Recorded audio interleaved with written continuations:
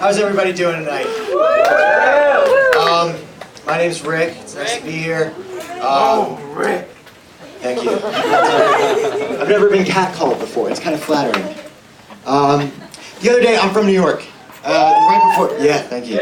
And right before I came here, I was in the city, and this woman was walking a stroller with maybe the hairiest child I'd ever seen in my life. I mean, this thing had to be Chewbacca's love child. It was nuts. And I slowly realized that this was not a baby, but a dog. And I was very confused, because you're defeating the purpose of a walk. You're supposed to take the dog on a walk, not with you for a walk. It defeats the purpose. And then the next day, I was in the Long Island Children's Museum, and there was a child dressed up as a dog on a leash. And every couple minutes, the mom would get mad and like slap it with a paper and go, "Buster, behave yourself." And I realized that if you don't know the difference between a dog and a child, you shouldn't have the right to have either. There should be some kind of card that says, "You can do this," and you haven't earned that card. Long Island's a weird place. Before I left, I saw in the news that a man was arrested for having sex with his dog, which is crazy. That's really messed up. But what I didn't understand, beyond the sex with the dog thing, was how did he get caught? Where are you doing this activity that people know you're doing? Because the dog isn't going to tell anybody. Dogs aren't good with phones. They can't be like, "I was silent, that's not consent." It's a dog. Thank you. I wonder what that trial was like. Because I imagine that the bailiff was like, case 2754 for doing it doggy style. And then the judge was like, "Can you please try to explain yourself for having sex with your dog?" And he was like, "You have to understand, it all started as puppy love." And then the judge looked at him and went, "You really screwed the pooch on this one." And then everyone was like, "We really should reconsider how we talk about dogs." And that's my feeling on the subject.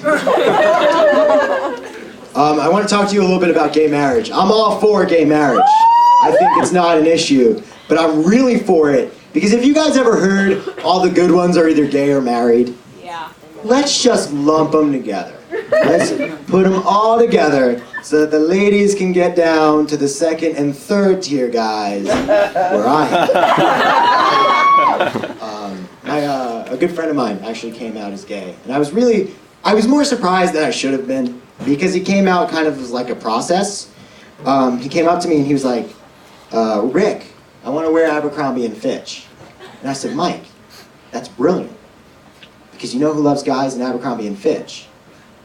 Girls." And he said, "Rick, I'm going to take dance classes. I'm going to be a ballerina." And I said, "Mike, that's brilliant, because you know who takes dance classes?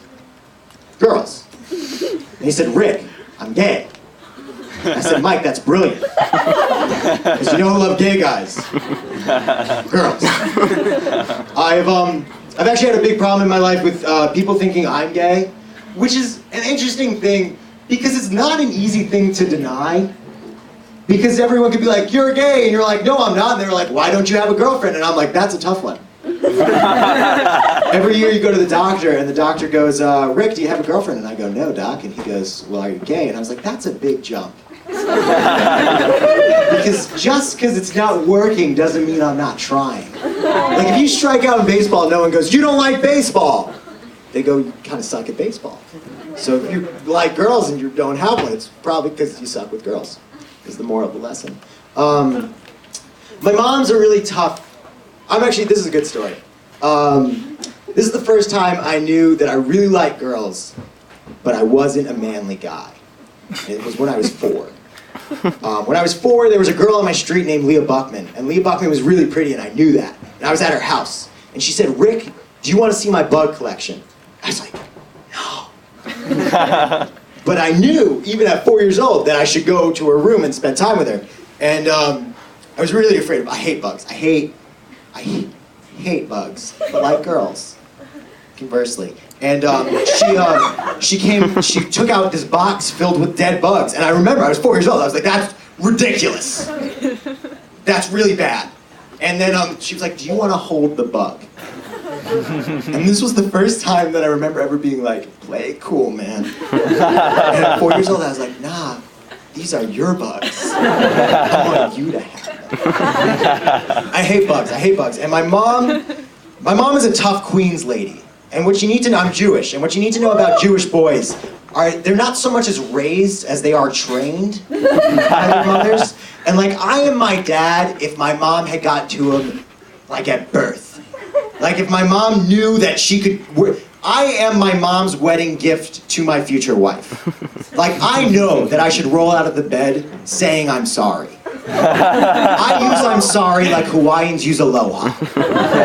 It's wonderful. But one day, this is the last joke, I promise, because I see it's 10:37, and I'm gonna end on this joke because I love it. This is the reason my mom doesn't come to my shows anymore. One day I was in the shower, and I was naked because I was in the shower, and I realized there was a bug. And 14 years later, I still hate bugs. And I got out of the shower and I was naked and I didn't know what to do because there was nothing to kill it with because I was naked. And so I ran out of the bathroom and I said, Mom, there's a bug in the shower. And she said, Rick, don't be a faggot. And I said, Mom, you can't call me that. I don't like the boys. And she was like, Rick, I'm not calling you a faggot because I think you like men. I'm calling you a faggot because I think you're being a pussy. And I said, Mom, wow. She said, wow. And then my mom really objects to that joke because she maintains that she did not call me a pussy. She said she called me a wussy. That joke, I love that joke. I mean, we can all release some tension, but I thought that was hysterical. Oh my gosh, it's 10:38, guys. The time goes way too fast. I should be back next week, unless you hate me, in which I won't be here, and you should come anyway, and then I'll sneak up on you. Have a great week, guys. Thank you.